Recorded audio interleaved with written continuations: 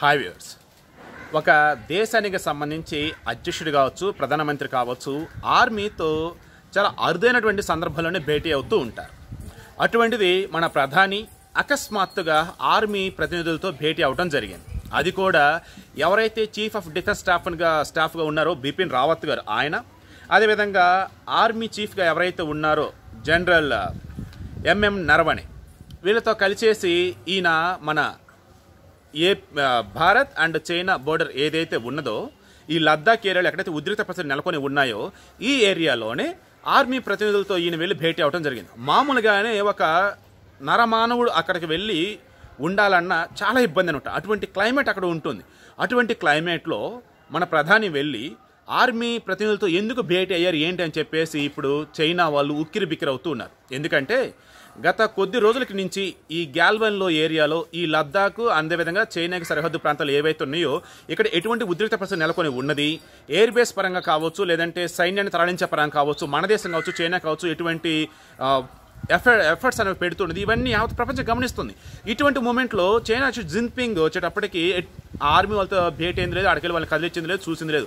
కనీసం అసలు ఎంతమంది చనిపోయారు ఏంటనే విషయం ఎంతవరకు అప్డేట్ కూడా ఇవ్వలేకపోతున్నారు. కానీ మన ప్రధాని నరేంద్ర మోదీ మాత్రం ఎంతమంది మరణించారు, ఎంతమంది క్షతగాత్రులు అయ్యారు, అసలు ఇన్సిడెంట్ అసలు ఏంటి, దాని ముందేం జరిగింది, తర్వాత ఏం జరిగింది, ఈచ్ అండ్ ఎవ్రీథింగ్ మొత్తం కూడా ఎప్పటికప్పుడు పింటు పైన పరిశీలిస్తూ అప్డేట్ అనేది ఇస్తున్నారు. దానికి తోడు ఈరోజు సముద్ర మట్టానికి 11,000 అడుగుల ఎత్తులో ఉన్నటువంటి లద్దాఖ్లోని నిము అనే ప్రాంతంలో ఆర్మీ అధికారులతో ఈయన భేటీ అవడం జరిగింది.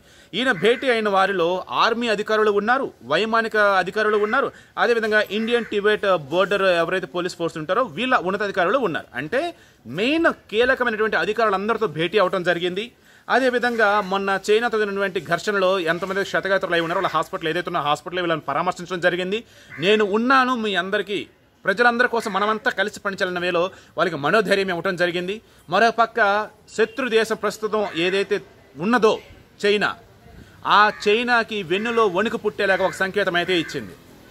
మీలాగా మేము ఆర్మీని వాడుకోం, ఆర్మీకి అండదండగా ఉంటాం, ఎందుకంటే వారు మా బలం, అదేవిధంగా వారికి మేము బలం, విన్ విన్ సిచ్యువేషన్ వైజే మా రాజకీయమైన అదేవిధంగా మా ఆర్మీ సరే ఉంటుంది అన్నవి ఈరోజు ఆయన చెప్పకనే చెప్పేశారు. సో కన్క్లూషన్ ఏంటి ఈరోజు అన్నప్పుడు చైనా వాళ్ళు ఇప్పటికి కూడా ఎంతమంది సైనికులు అక్కడ వాళ్ళు మరణించారు, ఎంతమంది క్షతగాత్రులు లేరు, ఈ విషయం ఇప్పటికీ చెప్పాల. అలా కనుక చెప్తే జిన్పింగ్ పదవిపోయే అవకాశం అయితే కనిపిస్తుంది. తర్వాత ప్రపంచం అంతా ఈరోజు చీ కొడుతూ చైనా అన్నా సరే అయినా సరే వాళ్ళు ఇంకా ఏదో ఒక దుందుడి చర్యలు పాల్పడుతున్నారు. అందుకే భారత్ ఏం చేసింది, చాలా చాలా కీలకంగా ఇక్కడ ఆలోచించేసి ఆల్రెడీ కొన్ని దళాలను అక్కడ తరలించడం జరిగింది బోర్డర్కి. అదేవిధంగా మిగతా దేశాల నుంచి ఏమంటారు చాలా ఇంపార్టెంట్ వెపన్స్ ఏవైతే అవి ఆల్రెడీ ఇంపోర్ట్ చేసుకుంటూ ఉన్నారు. అండ్ ఒక దేశ ప్రధానిగా ఈయన అత్యంత కీలకం కాబట్టి ఈయన వెళ్ళి అక్కడ డైరెక్ట్గా ఆర్మీ వాళ్ళతో, వైమానిక స్థావరంలో ఉన్నటువంటి అధికారులతో, అదేవిధంగా ఐటీబీపీ సిబ్బందితో మాట్లాడేసి అక్కడ ఉన్నటువంటి సైనికులకి ధైర్యం చెప్తూ, అదేవిధంగా వారికి అండగా దండగా ఏ రకంగా ఉంటాను ఏంటనే విషయంలో చెప్తూ, ఒక పెద్దన్న అన్నవాడు ఎలా ఉంటాడు, ఒక దేశానికి ప్రధాని అన్నవాడు ఎలా ఉంటాడు ఏంటనేది ఈరోజు అందరికి కూడా ఒకసారి మరొక్కమారు మోదీ రూపంలో అక్కడ ఆయన ప్రూవ్ చేసుకోవడం జరిగింది. ఇక ముందు చైనాతో గనక ఎక్కడైనా ఏ చిన్న డిస్ప్యూట్ కనుక రైజ్ అయితే మాత్రం వాళ్ళకి తాట తీయటం ఖాయం, మన వాళ్ళు నెగ్గటం ఖాయం. అందుకే ఎప్పుడైతే మోదీ ఈ రకంగా లద్దాఖ్లో నిమ్ము ప్రాంతంలో ఎప్పుడైతే పర్యటించి ఉన్నాడో అప్పటి నుంచి చైనా ఈచ్ అండ్ ఎవ్రీథింగ్ కూడా కీన్ అబ్జర్వేషన్ పెట్టేసి అక్కడ గమనిస్తూ ఉంది.